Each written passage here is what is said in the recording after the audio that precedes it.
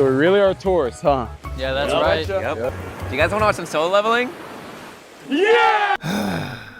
I was hoping I would never have to talk about these guys again, but I guess I gotta now. So not too long ago, the channel known as TheAnimeMen made a video ranking the first episode of every year's most popular anime from 1961 to 2025. And this video was not received well whatsoever by anyone in the anime community, and rightfully so. Goku with a tail.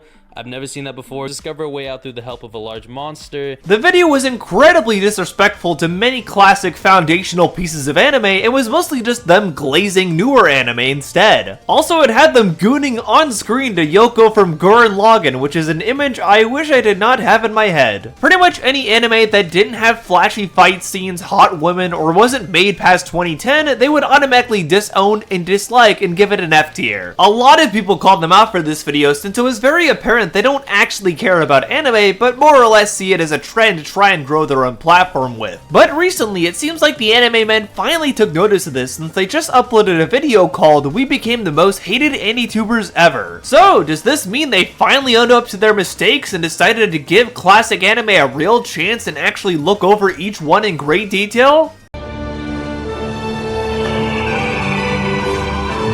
No. Unfortunately, it looks like the TheAnimeMen really learned nothing here at all from this experience, since this video is just as shallow as the previous one and 10 times as disingenuous. Now, that's not to say this video isn't an improvement at all, because I would actually say there are some things that are noticeable that are an improvement over the previous video. However, there are still a bunch of noticeable issues with this video, so I do want to highlight them to hopefully help these guys improve as anime creators. Because personally, I do think these guys do have potential to actually become proper anime critics, and I'd like to see that happen. So I'm happy to provide a bit of advice to hopefully help them in the future, and also anyone else who wants to criticize anime as well. As a heads up, I might sound rather harsh throughout this video, but that's really just because I feel very strongly about this thing and rather see these guys improve and become real critics in general. I have no ill will towards these guys whatsoever, and they seem like a pretty chill group of friends just hanging out and talking about anime, so I'd like to help them improve where I can here. So TheAnimeMen, if you watch this, I hope it helps you out, and I hope I don't sound too harsh here whatsoever. I think your video here was a big improvement over your previous one, and I like to give people the benefit of the doubt where I can.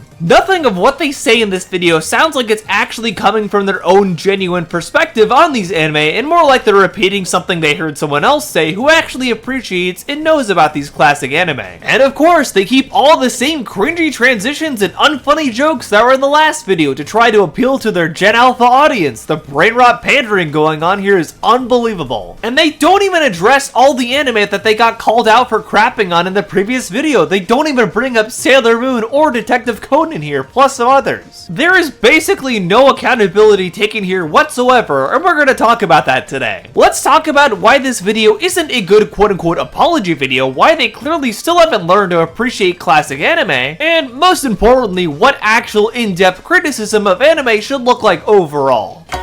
So we really are tourists, huh? Yeah, that's right. Yep. So, do you guys want to watch some solo leveling? Yeah! So right off the bat, they already opened this video with a painfully unfunny joke trying to jab back at all the people that were calling them anime tourists. Not only are they anime tourists, and not only is this joke incredibly cringeworthy, it just shows they aren't really willing to take responsibility for anything they said before at all. Opening this quote-unquote apology video with a joke of you trying to jab back at all the people that were calling you anime tourists just makes you guys look even worse. You could have just opened up by taking accountability and actually apologizing, but you didn't do that. Already, the incredible lack of accountability here and the desire to just tell a cringy joke instead is not putting things off to a good start. Okay, in all seriousness, we aren't here to defend ourselves. The video we made was just outright garbage, and every person critiquing us is 1000% valid, and honestly, we deserve all the backlash that's coming to us. Let's just be honest. I will say, this actually does make me happy. It seems like they actually have been looking at a lot of the reception to their video and taking it into account. And right here, they do own up to making an objectively bad video, which that's huge. That is actually taking accountability for the old video. That's a good thing. I do still think they shouldn't have opened it with that joke, but this is still a good progression here. Everyone is calling us fake anime fans, clout chasers, and most importantly,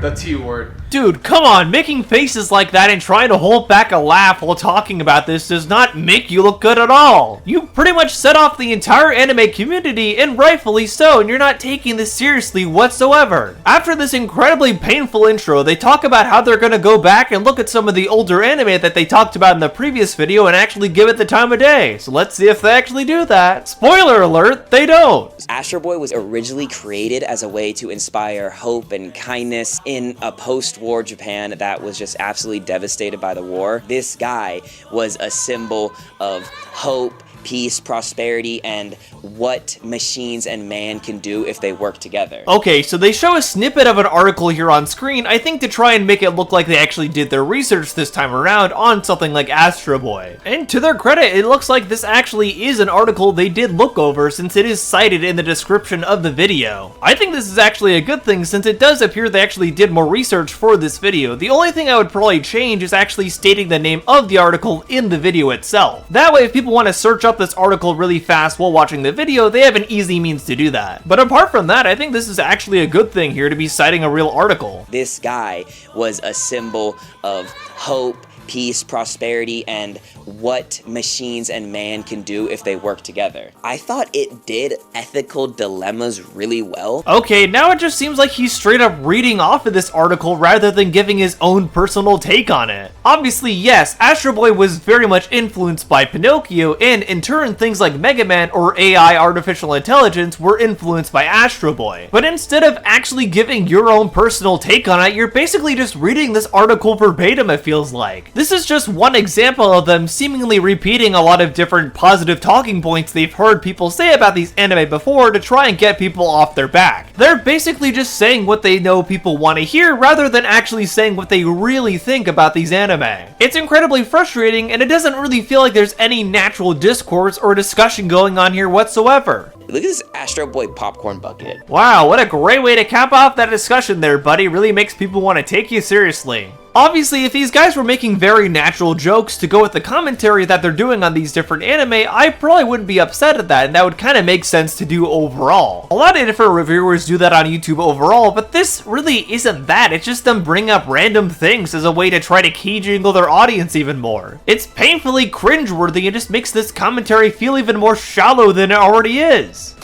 Speed Racer. I actually have a personal connection to this anime. So my Brazilian Jiu-Jitsu instructor always makes fun of me for watching anime. But the one anime he ever watched was Speed Racer. He competes in literally the craziest races ever with his car Mach 5 with the help of his girlfriend, his family, and his pet chimp that he for some reason has. Speed Racer was one of the first anime to see success with an international audience, paving the way for anime globalization. After some time passed, the rights to Speed Racer went to an American company called Speed Racer Enterprises. First adapted into a cartoon in the 90s before eventually becoming a live-action movie directed by the Wachowskis. You might actually know them as the creators of The Matrix, like one of the most popular movies of all time. Yes, it might sound crazy, but the creators of The Matrix love Speed Racer that much that they were instrumental in getting the live-action adaptation off the ground. So this part I find interesting. In the original video, it was these two clowns who were talking about Speed Racer and put it in D tier. But for some reason, they decided to have this other member of their group talk about Speed Racer and say nice things about it instead. So why exactly didn't the original two guys who were the ones crapping on Speed Racer decide to be the ones to come forward and say nice things about it instead? If they really wanted to make this feel like a real apology, they probably would have had those two guys who were the ones crapping on Speed Racer come forward and actually give a more in-depth analysis on it. Or at the very least, have them apologize for putting Speed Racer's first episode on 2x speed and not really paying attention to it at all. But they didn't do that. They just have another guy come in and talk about it instead. What even is this? This just feels like them trying to distract from the fact that it was initially those two guys crapping on Speed Racer and giving a very superficial analysis of it by having another member of theirs come in and say equally superficial nice things about Speed Racer instead. This isn't you taking accountability. This is just you playing defense for your team here. And you still aren't really digging into the content of Speed Racer the show. You're just talking about the background of it and talking about the Wachowskis movie they based off of it. Which, by the way, that's a great movie. Go watch that instead of these guys' video.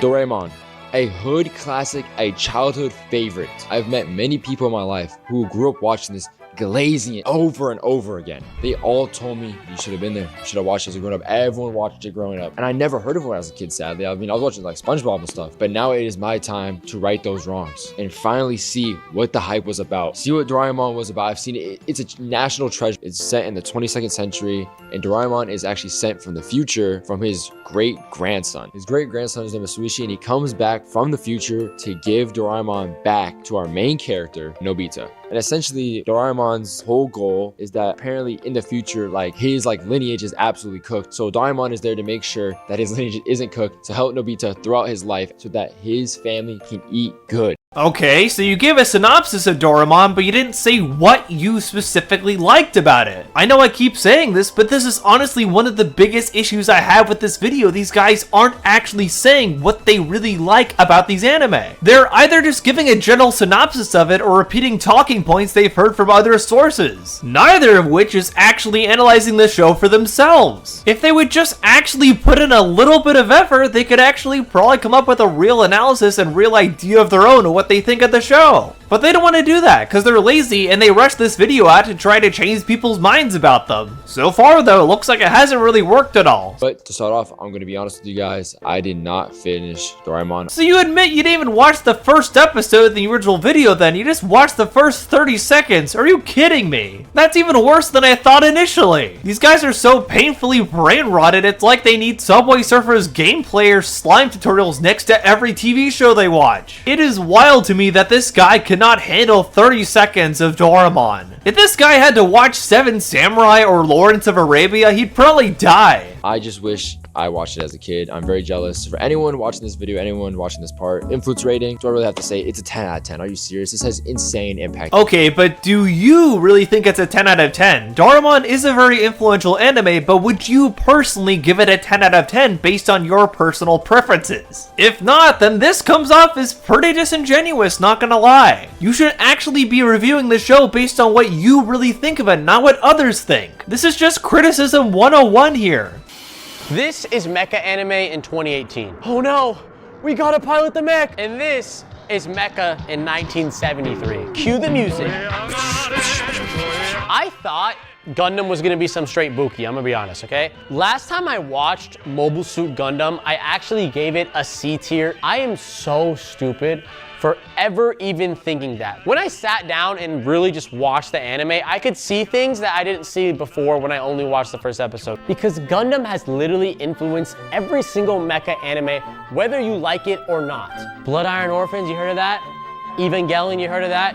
Gurren Lagann, you heard of that? 86, you heard of that? You know what's crazy too? You would think this anime is probably one of the most popular anime of all time. Well, you're wrong. Actually, the only reason you like Gundam right now is because of Bandai Namco and the amount of Gunplas that were sold. They cultivated an entire audience who loved the model kits, which helped keep the franchise alive. The merchandise aspect of Gundam is the reason the fandom has lasted for 40 years and become one of the most successful franchises of all time. Without merchandise sales as the backbone of the series, we may never have gotten the multi-billion-dollar enterprise we have today. That is true. Gundam model kits have been popular for a very, very long time now, but what about the show? You're just telling me about the toy line. You're not telling me anything about the show and what you thought of it and what impact it had on you. This has become such a pattern throughout this video, it just feels like they're trying to distract people from the fact that they can't actually properly analyze any of this stuff. It's completely mind-blowing.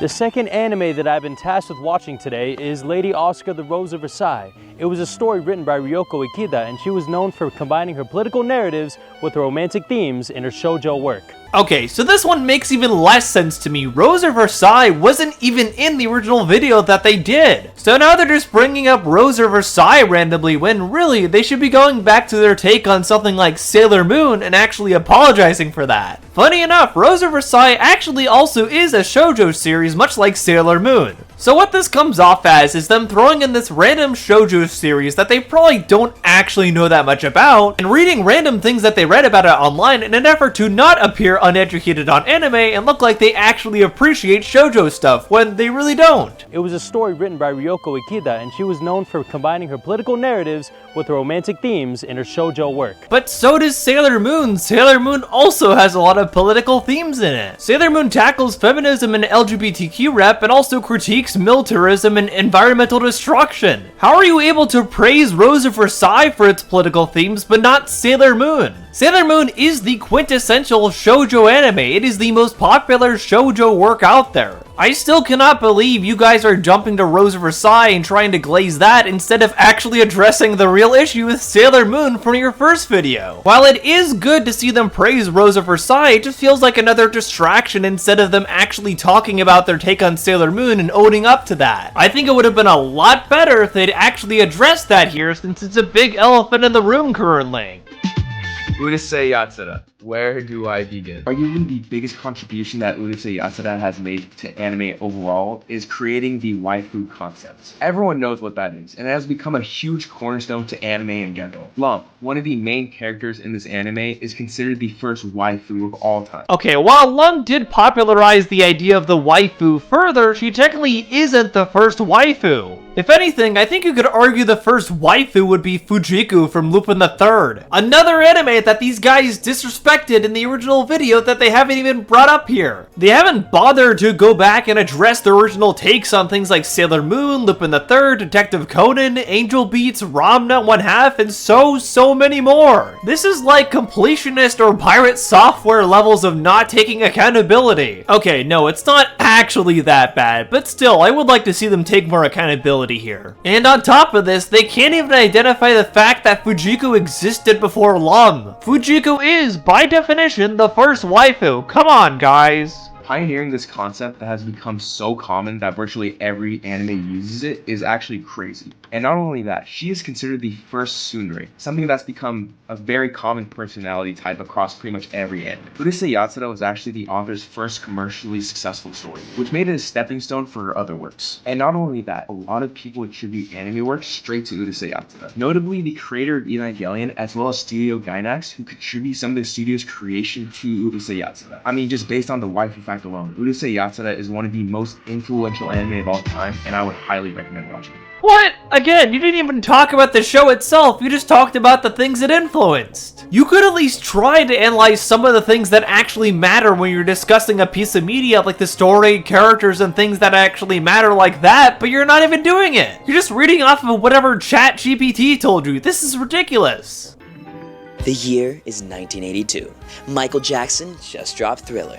The Epcot ball was finished. But most importantly, Macross came out. Studio Nue was a design group that consisted of these guys, who worked along Artland to make Macross. And Shoji Kawamori is basically the godfather of Macross because his involvement in the series has literally spanned decades. If you want to find out more in depth about how Macross was actually made, I definitely suggest checking out this video. It's like super informative and it's really good. Hey, here's a bright idea. Instead of pointing your audience to a different video, maybe you just talk about it yourself. If you really wanted to own up to everything you did in the previous video and right your wrongs, as you said before, you'd probably make an effort to actually do that and actually talk about this show, but you're not. You're just telling your audience, oh hey, go watch this video instead, guys, because I didn't bother to actually come up with anything to say here. No, Sam, what happens in Macross?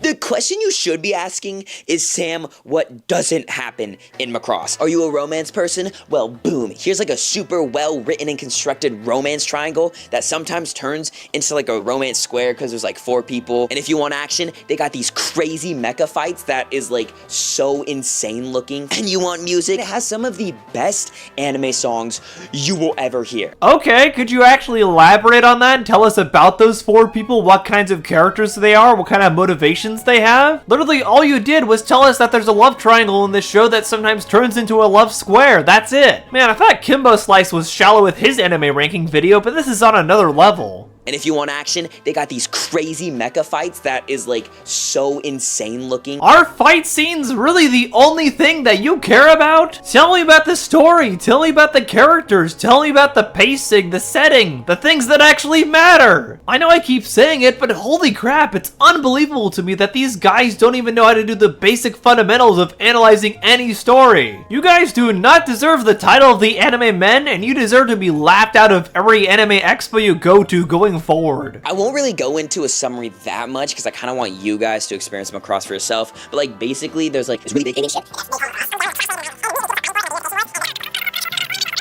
I gotta admit, like for 1982, they were pretty optimistic. I'll just let that part speak for itself. Also, they threw the 1.5 times speed joke in again? I thought you guys learned from the last video. Everyone made fun of you for that. How are you not getting this? Somehow these guys just do not know how to ever read the room and continue to tell the same cringy Gen Alpha level jokes. The lack of self-awareness here is absolutely astounding. I think the characters are really good. My personal favorite being Hayase. I thought she was kind of cool. Also, Captain Global, I swear, bro, his hat gets bigger in every episode. Okay, what'd you like about her? Can you tell me anything about that at all? He literally just said he likes this character, but didn't even say why. He just moved on to telling some dumb joke about this guy's hat. The influence of Macross can literally be seen everywhere. The Japanese idol representation. A, you've brought up Japanese idol representation twice now as a talking point, and B, you still haven't talked about what you like about the story at all. All you've said is that it's a good story and good characters without actually talking about why you think that. Stop using ChatGPT as shorthand and actually come up with your own analysis of this show. Macross showed that in a time of anime that a lot of times was kind of meant for kids. Oh really? Are you gonna tell me that Urusei Yatsura and Lupin the Third were for kids? Or Vampire Hunter D or Akira? Or even something like Angel's Egg? Yeah, right. Nice try, buddy. Clearly all the things I just listed are only for kids. So I'm here to talk about the burning statement that has quite literally pissed off the entire anime community. Goku with a tail. I've never seen that before. I've never really watched Dragon Ball. I don't know, it just wasn't something I picked up. I knew about it.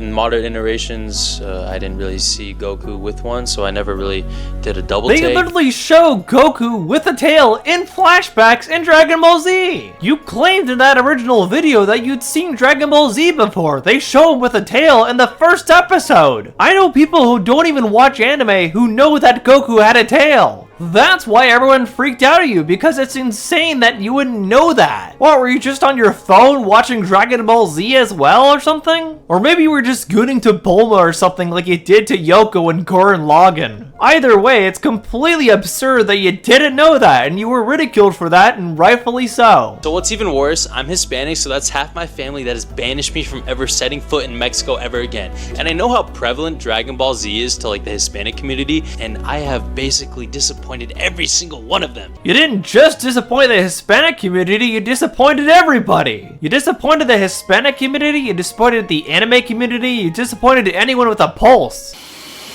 Gunbuster. Go Buster. What? Where is Gunbuster coming from? You didn't talk about this in the original video. My guess is that they're bringing up Gunbuster because it is, again, another show with a female protagonist, and they want to try to eschew Sailor Moon as much as they can. You absolute cowards. Just bring up Sailor Moon and own up to what you said about it. Honestly, I think if they actually owned up to a lot of what they said in the original video instead of just trying to bypass it, people would be a lot happier with this quote-unquote apology video. But the fact they keep trying to skip over a lot of that stuff or basically pretend it never happened really doesn't make it feel like a real apology here. And it also doesn't really feel like at all that they've learned anything about truly trying to appreciate older anime. It is kind of making them look even further like they're just guys who only like newer shonen stuff and basically nothing else. They're pretty much anime colonizers where they've gotten into the medium more recently, but they're disowning a lot of the older stuff and a lot of the stuff that made anime what it is today and only embracing the new stuff. Their basic mentality is, I'm gonna claim all the newer stuff as my own, but any of the older stuff I think is bad, and we're gonna disown that and not discuss it as real anime. Case in point with Lupin the Third, Sailor Moon, Detective Conan, Angel Beats, and so many others from the original video. You guys have a long way to go if you want to really own up here. Evangelion is one of those anime that you will come away with and you will feel a strong emotion of something. It could be happiness, it could be disgust, it could be sadness, it could be revulsion. And I know this entire review and description is kind of vague, but I feel like Evangelion is the only anime I can kind of do that for. Okay, first of all, you've been vague about literally every other anime you've discussed here in this video, but no, Evangelion is not an anime you want to be vague about at all. Just because it's a very psychological show with a lot of symbolism and a lot of philosophy mixed into it does not mean you get a free pass to not actually discuss it. You could talk about all the trauma that Shinji has and his subconscious desire to be seen and accepted and loved by people, since he felt he never got that love from his dad. You could talk about Asuka and her own really dark personal trauma where she literally tries to off herself with her mom because she's so desperate to be seen by her mom. You could talk about Misato and her relationship with Ryoji and everything else about her character that's really in-depth and interesting. You could talk about the Jungian and Freudian philosophies featured in the show. You can talk about so many in-depth things with Evangelion. It is not a show you want to be vague with. The fact that he thinks because Evangelion is a very symbolic show with a lot of surreal elements means he gets a free pass to be vague about it is unbelievable to me. There are so many deep dive videos about Evangelion, about Anno, that are done so well that I highly recommend you watch. Watch like that one, watch that one, watch that one. This one's really cool. My guy, just talk about the show. Stop pointing out other videos for people to look at. You were just showing further and further that you are completely incapable of talking about Evangelion in a professional, critical manner. And you're also showing that you have no desire to actually try to talk about the show in depth or actually educate your audience on it. You're just pointing to other videos that people have already done before you and telling them to go watch that instead. The laziness is unreal here. I love Evangelion, but that doesn't mean you will, but that's perfectly okay. Evangelion is just one of those things that whether you love it or hate it, you will, like I said, without a doubt, remember it. That's it? That's all you had to say on that? Why can't you actually go into detail about why it's done well, like all the stuff I mentioned before, involving his dad and his past trauma, his subconscious desire to prove himself to everybody around him and feel loved by someone? You could have said anything about that, but you didn't. Let's talk about Inuyasha. Inuyasha is that one anime where every single person thought the main character was a girl at one point. Like, come on, you can't even lie. You thought Inuyasha was a girl. Inuyasha brought shonen fantasy romance to international audiences in the early 2000s. It became a staple of Toonami and Adult Swim, introducing Western viewers to anime beyond Dragon Ball Z and Sailor Moon. Okay, first of all, you still have yet to actually talk about Sailor Moon here, and secondly, you've just made it even more obvious that you're just reading this off of ChatGPT or something. That's a cool name, by the way. Give me a break. I'm so tired of these clowns already. There it is. We reviewed anime like we should have in the first place. No, you bozos didn't do that at all. You gave some of the most shallow, half-baked takes I've ever seen. Man, I know I gave Kimbo Slice a lot of crap for his anime ranking video, but somehow it was still better than both of these guys' videos combined. All three are undoubtedly bad videos, but somehow the TheAnimeMen just always manage to be worse. However, I still do think this is actually a pretty big improvement over the last video. It did seem like they were genuinely apologetic throughout many moments of this video, and I think maybe they are actually trying to learn how to analyze anime better. And for that, I gotta give them props. They're actually trying to learn to be better. That's huge. That's really something I would want for anyone anyway. I want people to be able to look at media more deeply and learn how to do that. And that's really why I do the videos that I do here overall. So TheAnimeMen, if you saw this, I hope you learned something from it and are able to take that going forward. I think you guys are on the right track so far. Thank you for being apologetic. I think you just need to learn how to analyze stuff better. That's all. This was definitely a good step in the right direction though. So thank you for choosing to make this follow-up video instead of just ignoring things. If you want actually good, in-depth looks at anime and Japanese media overall, I recommend checking out Mother's Basement, The Sphere Hunter, Nizumi VA, Anthony Gramuglia, The Gamer's Joint, Night Sky Prince, Super Eye Patch Wolf, Bubble Tea, Bonsai Pop, Sock Sensei, and Manga Common. But what do you think of this whole situation? And what's your personal favorite anime? Let me know in the comments below. Regardless, thank you so much for coming to the end of this video. Hope you enjoyed it or learned something new from it. If you liked this video, be sure to give it a like and also consider subscribing as well. I do a lot of videos like this overall, often talking about film and animation topics, so if you like this video, you'll probably like the other ones I have planned as well. If there's a particular topic you think I should cover here on YouTube in the future, be sure to leave it in the comments below. You can also check out my community Discord where you can chat with a lot of like-minded people overall. You can also follow me on all the socials. I'm on Blue Sky, Twitter, Instagram, all the things. And you can follow me on Letterboxd if you want individual reviews of different movies and shows, sometimes movies and shows that I won't cover directly here on YouTube. YouTube. Special thanks to my patrons, Sparky Fluffles, DGC1996, Trayvon Gibson, You the Guardian, David Deister, Balf Games, Jared the Rabbit, Sasha Blasik, Geothermal Penguin, and MNBY123 for supporting me over there. I appreciate y'all supporting what I do and pitching in for the extra monetary effort over there. Patrons get to pick individual movies and shows for me to react to on Patreon. I appreciate you guys pitching in for the monetary effort and also picking movies and shows for me, and I appreciate you for coming to the end of this video. I hope you enjoyed it or learned something new from it. But for now, I've been Otterly Noah, and I'll see you on the other side. Bye!